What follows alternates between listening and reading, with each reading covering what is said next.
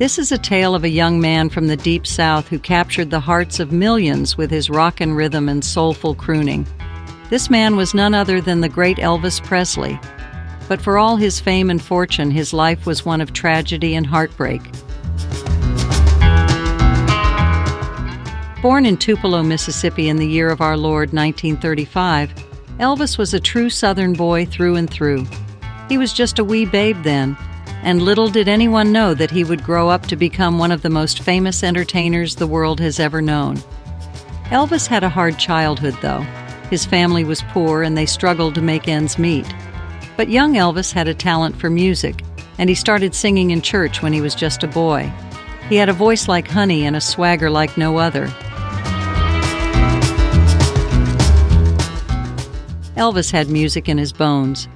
As he got older, he began playing guitar and singing at local gigs around town, dreaming of one day making it big. And make it big he did, but fame came with a price. It wasn't long before he was discovered and taken under the wing of Colonel Tom Parker, a man who would become both his manager and his undoing.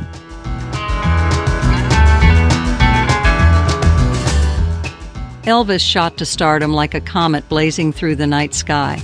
He had it all, the looks, the talent, the fame, and the fortune.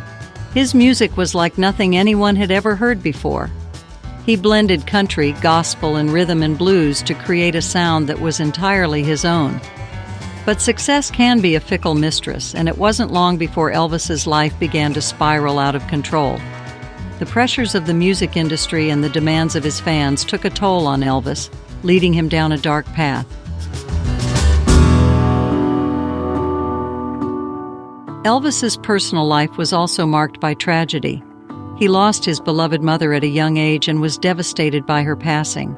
He found solace in his music, but it was not enough to ease the pain. He sought comfort in drugs and other vices, leading to a downward spiral that would ultimately end his life. He married young, but his marriage to Priscilla Presley was fraught with infidelity and unhappiness. It wasn't long before they divorced, and Elvis was left alone with his demons. He was hounded by the press, mobbed by fans, and constantly surrounded by people who wanted something from him.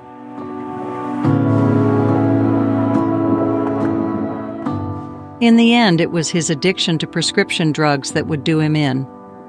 On August 16, 1977, the king was found dead in his Graceland mansion, the victim of a heart attack induced by his drug use. It was a tragic end to a life that had once burned so bright. Elvis Presley was just 42 years old. But even in death, his legacy lives on. His music still fills our hearts with joy, and his image still graces our walls and our screens. For all his flaws and failings, Elvis was a true original, a one-of-a-kind talent who changed the face of music forever. So let us remember him not for his tragedy but for his triumphs. Let us celebrate his life and his music, and let us never forget the king of rock and roll, Elvis Presley.